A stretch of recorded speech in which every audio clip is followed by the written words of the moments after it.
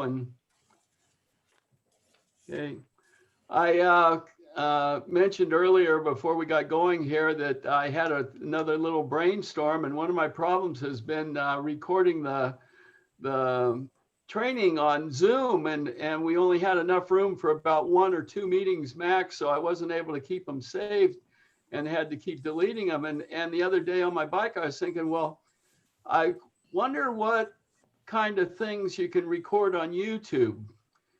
Since we did, Max's dad made a little YouTube video of me called Dr. Zoom, and it's got like 178 views so far. So I'm popular as a Dr. Zoom.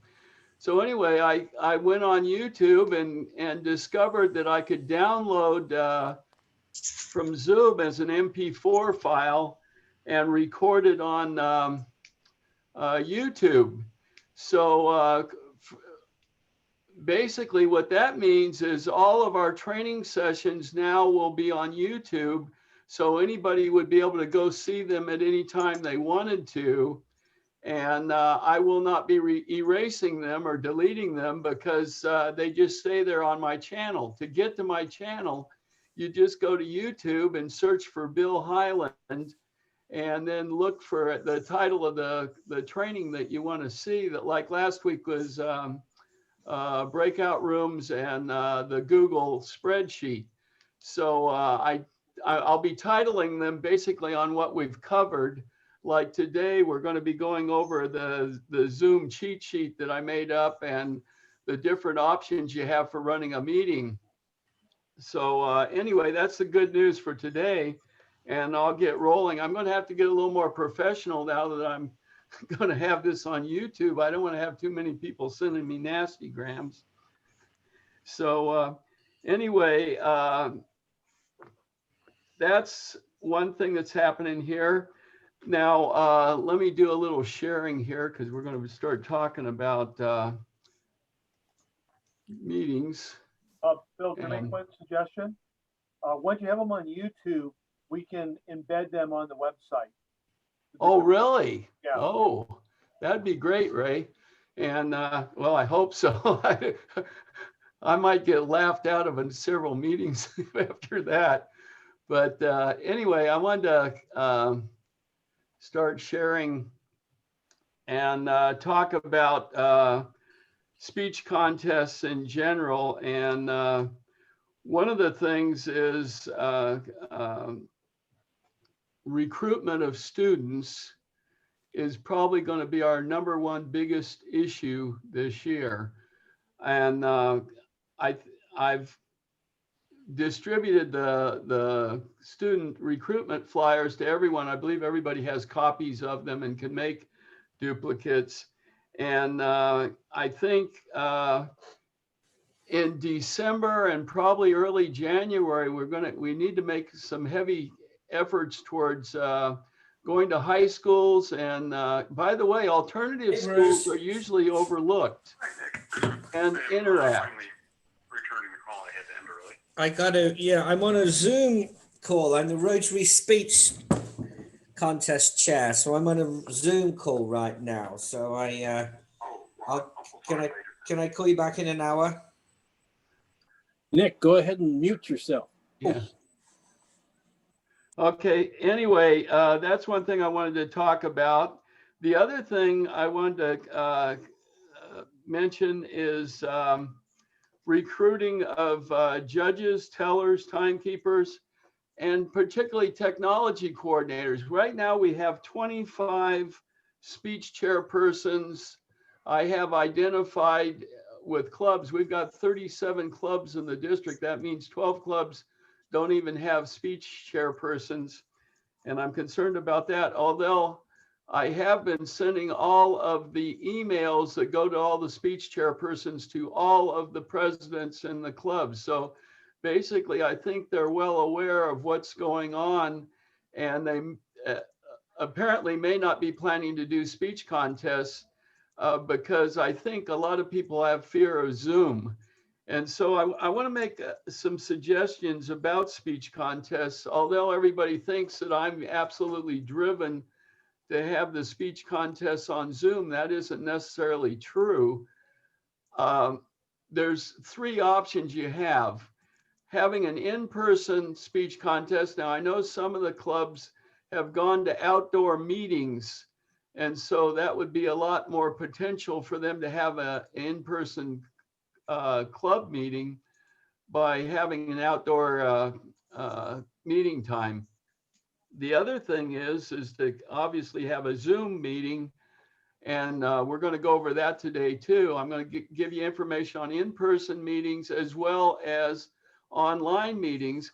And the other day I was thinking, actually somebody gave me this idea. Have any of you been thinking about doing a hybrid meeting speech contest? And the way I would see that as working is you wouldn't have to have quite the technology involvement as a full Zoom meeting, but you could have a hybrid meeting by having your speech officials at the meeting obviously isolated from each other, and then have the contestants give the speech to the speech officials and broadcast to the guests on Zoom the contest, and thereby have a hybrid meeting where people weren't at so much risk as having so many people in a room listening to the contest. The other, at any rate, I just bring that up as a suggestion for some of you that are getting really nervous about having speech contests. Now, I mean, Zoom contests. Any questions about my proposals on that or anything like that? Obviously, if you take the Zoom thing and make it hybrid, basically you would just need somebody running a camera, which could even be a camcorder, not a real fancy camera, and making sure that the contestants were within view of the camera. Anyway, moving along, I want to jump to the cheat sheet. And I've got notes of all the things I want to be sure to cover today. Did everybody have a copy of the cheat sheet, I think? And have you got pencils and things that you can write down if I say something that really strikes you as interesting, and to put notes down as we go along. Starting at the top with the offline in-person traditional contest, I'm going to switch over here to, I was just looking at this just before the meeting and then I forgot to move it back. I've made up 3 handbooks and 2 handouts that I sent to you earlier in the year. If you need more copies of those, please just send me an email and say, hey, Bill, send it to me again, and I'll attach them and hit it right back to you. I could even have them back to you by tonight. But at any rate, we never did get a chance to even briefly review all the handbooks in our previous training. So I'm going to really lightly hit on these things, because obviously you can sit and read these and know the things that are in it. My concern is that if I have gone to sleep reading these, maybe you will too. And so I want to just hit on some critical things, and so that you'll have a real good idea of what's in each handbook. Starting with the Executive Speech Handbook, what I did was break all the handbooks down so that they were focused on a specific positions or position. The Executive Speech Handbook basically is a rewrite of the original speech handbooks that you have had every year. So if you did an in-person speech contest, your Executive Speech Handbook would be your main handbook. You probably would not even have to refer to the other ones. All of the old typical forms are in the Executive Speech Handbook, including the page numbers that they're on. I've listed on the cheat sheet. What I'm trying to do with the cheat sheet is make it as simplified as possible for you to just go down the cheat sheet and figure out exactly what you want to do. For example, you've got the speech contest student entry form is on page 22. I might just zip down to page 22 so you can just get an idea. It looks the same as last year. Let's see, right here. 22, there it is, student contest, student entry form. And I would suggest that there are 3 sheets that you might want to put together as a packet, a recruitment packet for students when you go to the high school. You don't have to make 50 of them, just make like 10 or something, and include the flyer, include the form to apply, and be sure to put it in where they should mail it to, and include this speech contest rules, which are on page 7. Go up here to page 7 so you get an idea. Speech contest rules. Those would be the 3 key things that if I were a student, I would want to know before I applied for a speech contest. I would kind of want to get a feeling about what I was going to be doing. When I talk about the Zoom, I've made up a handout for students in Zoom that you would include this with if your club's doing a Zoom contest, so that they know exactly what they're going to be doing with Zoom. And I'll get into that in just a second. The other thing that you need to think about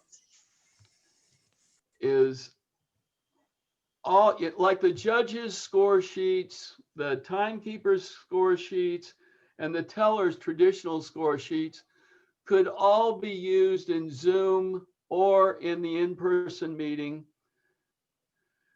They're a little more difficult to work with than the spreadsheet I made up, but for people that are really afraid of the technology part of it, I think you could get around that by using the typical things. Even if you were doing the online program, you could use the paper and pencil type stuff and then use telephones between those people. I'll talk about that a little more in a minute. But if you did an in-person contest, you wouldn't necessarily have to use any of the technology to make it happen. And in fact, you could almost do that with a Zoom contest too, but not quite as easily. Any questions about in-person meetings at all? Any thoughts or anybody? Yes, I have some comments. Go ahead. How can they do no displays? Or excuse me, 11, no pictures or video recording are permitted. How are they going to show us anything unless they use a picture and share? They're not allowed to use a picture. Okay. The rules for the speech contest is you can't have any props, any logos, any kind of anything other than the speech. And that goes back to when we always had just in-person meetings. So unless we've changed the rules that we've had all these years, they would not be allowed to use a prop or share a picture or anything like that. Okay. So my other comment is, and I know I was around when we voted on Rotary Opens Opportunities. So these contestants are going to need to figure out who Rotary is and what opportunities are available through Rotary, right? No, remember we changed the slogan. And okay, well, it's not Rotary Opens Opportunities. Now it's 2020 Opens Opportunities. Okay, so that I guess needs to be updated.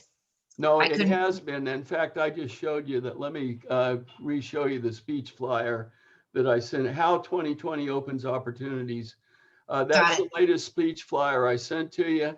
And I knew that there was going to be mix-ups the minute we keep switching around this, the slogan. And this is the final one that we all voted on. How 2020 opens opportunities. I think that's much better. That's much better By the because way, I do think too. it's. I do too. And by the way, My one this other one- comment, by my one the other way- comment, Go ahead, go ahead. my other comment is that our club has had a difficult time recruiting contestants. And I think part of the issue is that the prizes are too low now. And I don't know that where you change that, but at club level, I'm just throwing it out there that I do think maybe it needs to be a little bit higher. That would be a district level thing. Ray, would you like to key in on that? You have to unmute yourself. At the club level, I know clubs have up some of their prizes, but the district level, that's a budget thing. So that would be a Brent question. Yeah. So anything outside. So are you saying that it would be okay for a club level to raise their prices without going through the district, or? Well, I'm not gonna get in that's this a Brent's answer. I'm a has-been, but I know clubs have talked that they've, some of them have given out more than, in different ways they've given out the prizes. Okay, thank you, Ray. Are we able to get a copy of the Rotary Speech Contest flyer in a form that we can manipulate to maybe adjust I sent it? that out to you too. Okay, but I'm sorry. Yeah, it's a Google Doc. This is a PDF form that I'm looking at right now, but I sent you both formats. Okay, If you thank need you, to and I send won't it bother you again. again. Is this Andrea talking, or? No, it's Amy. Oh, Amy, I sent you both of them, I think twice, but one of them is a .doc, and it's not a true Word for Windows document. It's called a WordPad doc, but you should be able to change it. Okay, thank you. And if you don't have that, just send me an email and say, hey, Bill, I don't have that Word for Windows flyer that I thought I should. Just send me one. I'll get it right out to you, Amy. Thank you so much. Any other questions? None? Oh, I can move along here. Okay, now we're going to start talking about Zoom contests. And if you have your cheat sheet there, I'm just going right down the line here. Once again, I recommend that you make up a packet of 3 things: the flyer, the contest rules, and the entry form to hand out at the high schools. When you go around to try to recruit students, you will not probably have the opportunity, nor will you have a teacher probably with the opportunity to recruit people. So you kind of have to trust in the principal or the school secretary to hand those packets out to try to get recruits. I'm going to go to our Interact clubs and try to get each club to come up with 1 student for our speech contest, and try to get it filled up that way, and then go around to the high schools as well and hand them out. Many of the secretaries really knock themselves out to get information to students. People aren't aware of that, I don't think, but the secretaries are like anyone else. They make friends with the students at the school and could get information passed out, sometimes even better than the principal. By the way, I want to mention one thing. Does everybody know Ray Ward is one of our past district governors? And so we have to be careful that he keeps muted. Okay, going on. One of the things I did was make up a student, a student contestant and guest form. And the reason I did that is I wanted the students to know what to expect in the Zoom contest when they made their speech. And that would be critical, I think, for them to know. And also with some instruction in it as to how to use Zoom and things like that, because we can't assume that they know how to use Zoom. They may have been on Google Meets at their school and not Zoom.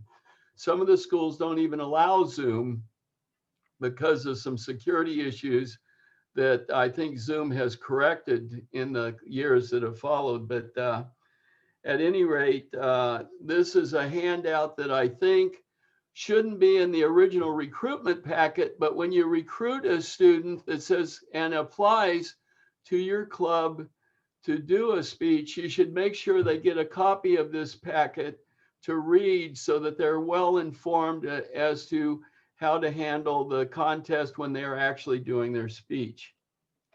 Okay. I have included a copy of the spreadsheet. I see there's several people who are here that were not, let me make sure I have that on here. So, oh, I've got to go to a new share. Let me give you a picture of the, oh, shoot. Yeah, well, I'm going to just have to give you a picture of it in a minute because I don't have it up and running right this minute. I've made up a spreadsheet and I'll show you a picture of it in just a couple of seconds. In the technology coordinator, I made up a handbook just for technology coordinators.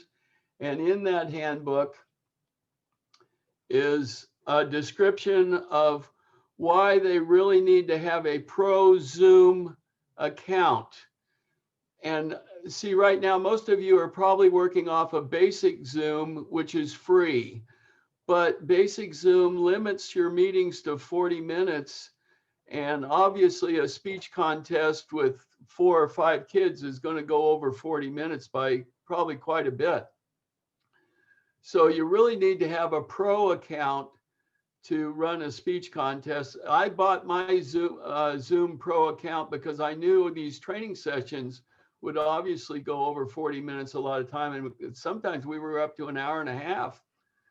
At any rate, they need to have a pro Zoom license, but you could enroll as a pro Zoom member for 1 month, the month you put on your contest, and then quit it right after that month, and it costs you $14.98 or something like that to belong for 1 month. The only difference between the pro and the basic membership is some of you know that I use polls to ask questions during the meetings. That would be a pro account that you wouldn't have in basic.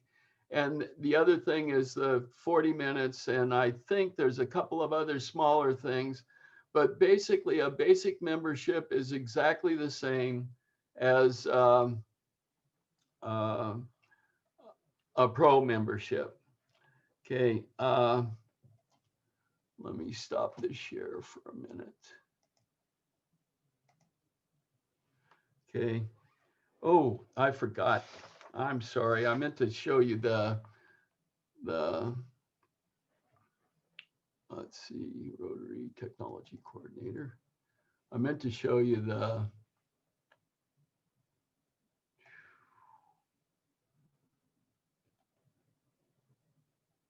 whoop, I didn't put, oh, it's on the judges sheet. I'm sorry.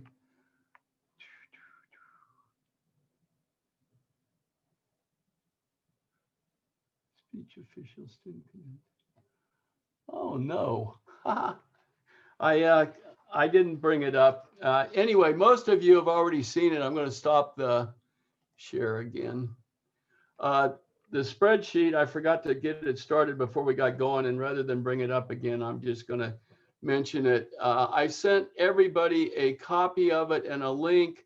If you just open up your link, you should be able to play around with it if you weren't around last week to learn how to use it.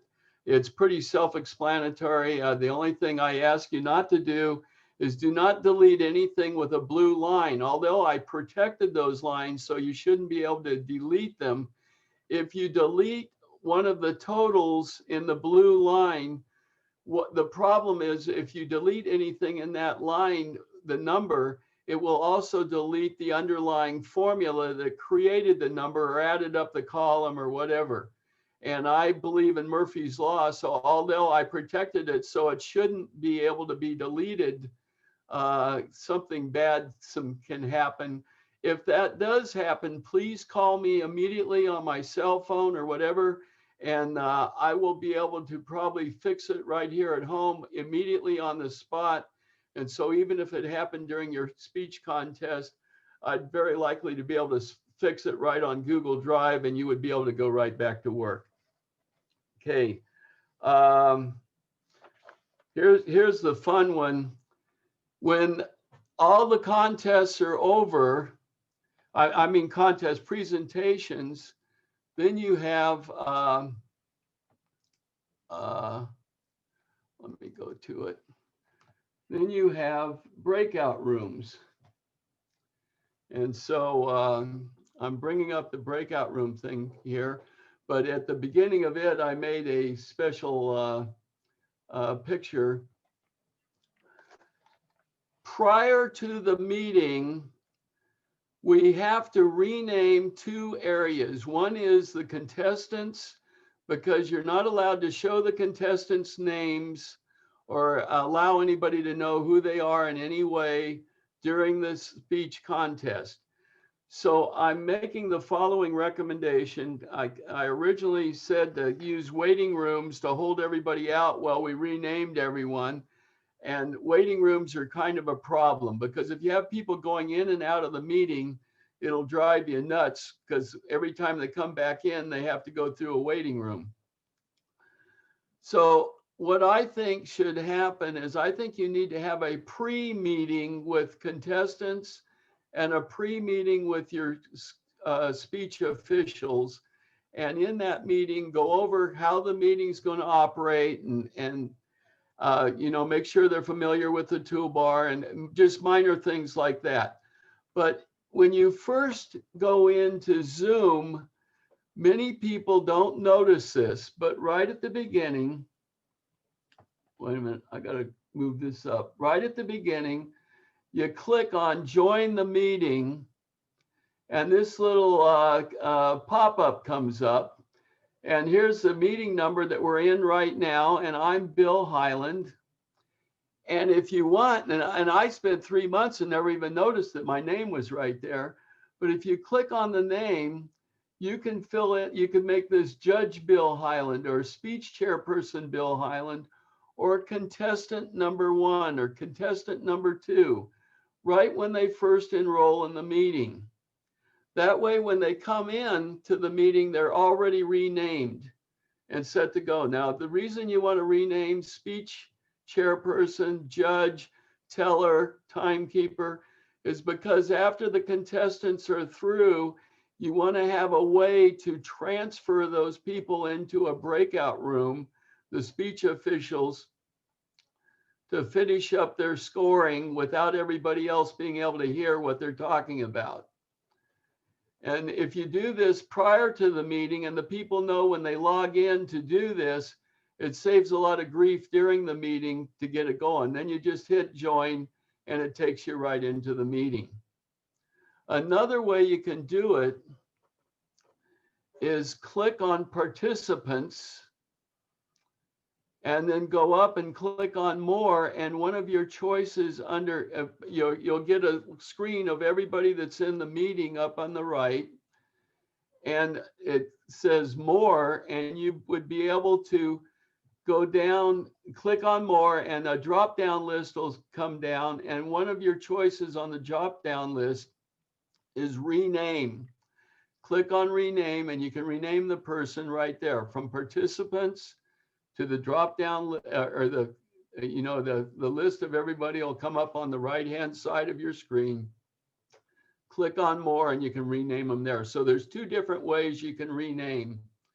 In fact, there's actually 3, but I think 2 is enough. Okay, going on to breakout rooms. Remember, in settings, you must have breakout rooms turned on or they will not show up even though you're the host.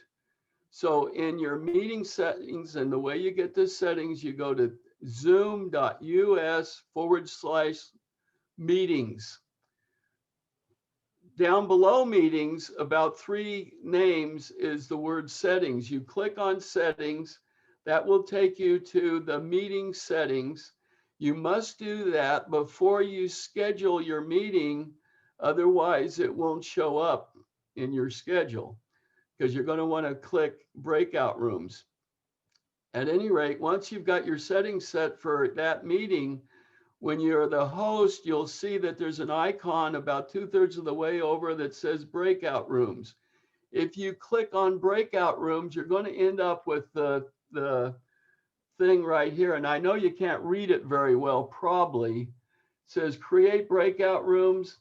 And it says, if it depends on how many breakout rooms you want. If you want to do this at the beginning of your meeting and have your student contestants go to one breakout room and your speech officials go to another breakout room and rename themselves there, you can do it that way. If you're only going to use one breakout room at the end of the meeting, all you have to do is click 1 here. Don't go up to 2, just have 1. Be sure to click assign manually. See where it says, oh, let me give myself a little extra boost here. Okay, see where it says assign manually right in the middle? Be sure to click that. Click create. And there you are, you've got a breakout room. With the one I did, by the way, these are screenshots, so I can't change them once they're made. But if you click on assign, like I had William Highland, that's, you know, when I'm playing by myself here, I click assign, click that, and then everybody that was here last week, remember to go down to options. And when you click options, if we go down a little further, I've got the options showing here. Be sure to click automatically move all assigned participants into breakout rooms. If you don't click that, what happens is when you assign somebody to a breakout room and you click open all breakout rooms, they get a little pop-up on their screen that says, do you want to go to the breakout room? You don't want to give them a choice. They'll sit there and look at that for a while and then think, well, I wonder what I'm supposed to do now. Don't do that. Just put automatically assign participants to breakout rooms when you make it. That way, when you click open all breakout rooms, they will automatically jump to that breakout room whether they want to or not. And it saves you a little time. Once you have the breakout room open and they're into the breakout room. So here I am, William Highland. I'm in breakout room number 1 right now. See the word join out there?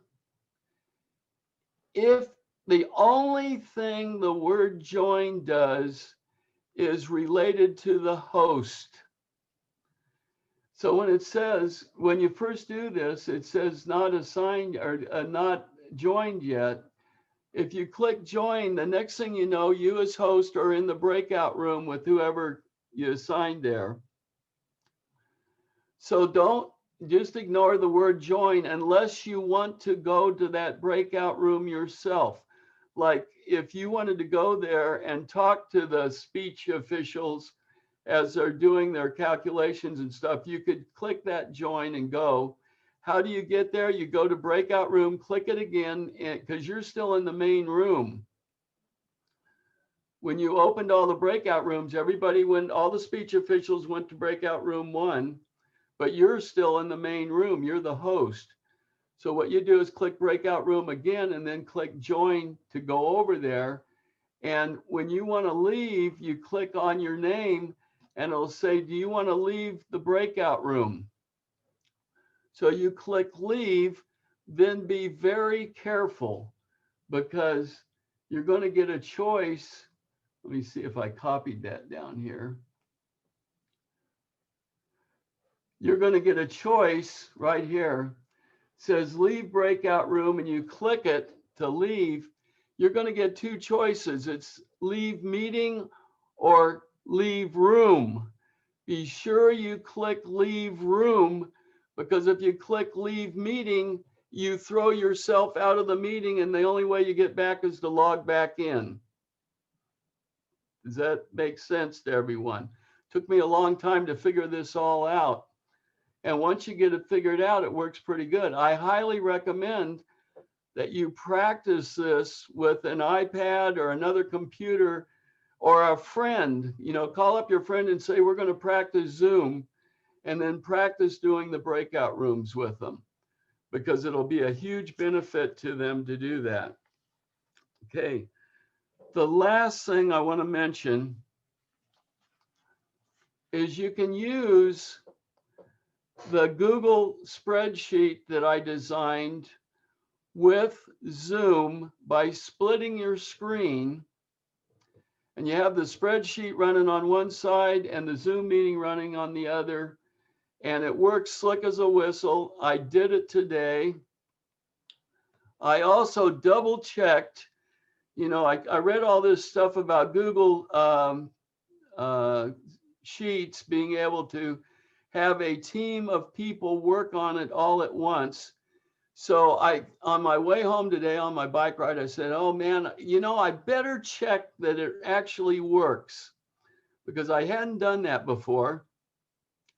So I brought up a Google Sheet on my iPad, and I brought up a Google Sheet on my computer. And sure enough, I was able to change the numbers with both of them. So you can have 3 judges working on the same spreadsheet. They're on different pages, so they really can't see what each of them are doing, you understand? And in the meantime, their scores are all being recorded immediately. They're also being totaled immediately.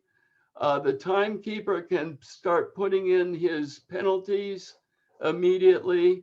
And all of the tellers are really not going to have much job if everybody's using the spreadsheet, because everything is automatic and happens immediately, including if you lose power while you're doing the meeting. The Google Drive document saves immediately when it's entered. And so you would be able to get that information back as soon as you have electricity returned. Let's see. I think I've covered everything. If anybody needs handbooks or handouts, please send me an email to billhighland@comcast.net and say, hey, Bill, I need another set of handouts and handbooks, and I'll get them right out to you immediately. I'll just attach them and return your email. I have decided to hold one more meeting next week. And what I want to go over at that meeting is, I took some notes down here somewhere, and where in the heck did I do it? Oh, right here. At that meeting, I want to go over, I noticed a number of differences if you're using an iPad. Raise your hand if you're using an iPad. Anybody? One person, Doug. An iPad on the Google Sheets spreadsheet is quite different than a computer, and it's a little bit confusing. So I'm going to go over iPads next week. I'm also going to go over how many of you saw me get dumped out of meetings lately because of unstable internet. I have been doing Dean is the one, he's my main fan. He laughs when I get thrown out.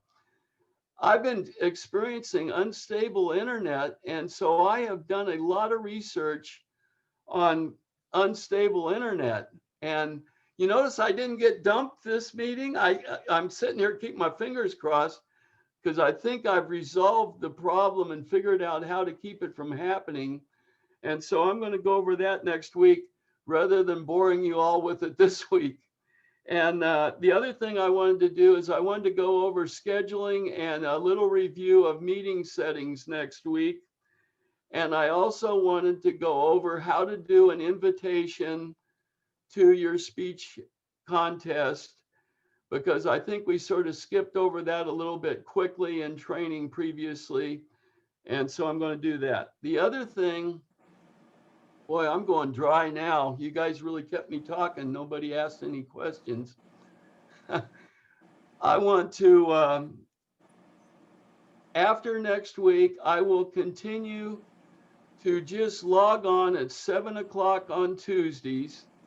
And it'll be a drop-in meeting type thing where during the week, if you have a question that you can't figure out, you know that I will just come in here and log on at 7 o'clock with this same meeting number. If nobody shows up, I'll walk right back out to my recliner and go to sleep. So anyway, I have one question, Bill. Go ahead. On your Zoom instructions, have you written these down anywhere? And if so, which document can I go to? For all the Zoom stuff that I'm talking about now, Yeah. they mostly would be under technology coordinator or in the speech officials handbook. Okay. And Thank you. it's also, if you read all three handbooks, and I'm not going to do that. well, just breeze through them, because it helps you get it. The executive handbook really gives you an overview of speech contests. The speech officials handbook gives you a oversight from being a judge, a teller, and a timekeeper, more or less. And then the technology coordinator's handbook will give you more information on how to schedule a meeting. And by the way, there's a number of things that I've changed my mind on since I wrote those handbooks. One of them is the waiting room. I didn't see a way to do the renaming of everybody without holding everybody else out of the meeting until 7 o'clock or whenever you were having it. But now I'm really convinced to try to avoid a waiting room, allow people to come in early or late or whatever, and because that really doesn't affect your speech contest, as long as you have your settings set so that anybody joining the meeting does not do a doorbell type thing for everyone in the meeting. You have to limit that to the host or co-host or not at all, so that they could just slip in and out without bothering the speech contest. And does that answer your question, Doug? Or Yes, sir. Yes, sir. Thank you. okay. And by the way, please feel free to call me or email me at any time. It makes me feel important if you have a question. And like I said, I'm going to continue to have these meetings at 7 o'clock on Tuesday. If I happen to not answer and you come in at 7 o'clock on Tuesday, you know, my wife and I took off on a trip or something, and so I'm not here. But generally, I'm just sitting here fooling around, and so I'll just make sure I'm on as much as possible at 7 on Tuesday. Then if you have a question that comes up that's bothering you, I probably already have an answer, or at least close answer, that would help you out a lot. All right. I appreciate it. Any other questions for tonight? We've been going. Yes, Bill. Yeah. On the YouTubes, tonight's meeting will be on YouTube, and last week, Yes. how many? Last week, I put last week on this morning. So last week is on there, and tonight will be on there. And I'm just going to start recording them on YouTube, and I'll label them. This one will be, I haven't made up a label for it yet, but it'll be something like that. What I do is I download them from Zoom and turn them into an MP4 and then upload them to YouTube. But it'll just be last week's and on, no prior meetings. No, I might be able to recover those from the trash bin in Zoom and put them on. I might try to do that. I'm not sure whether I can or not. Does anybody know?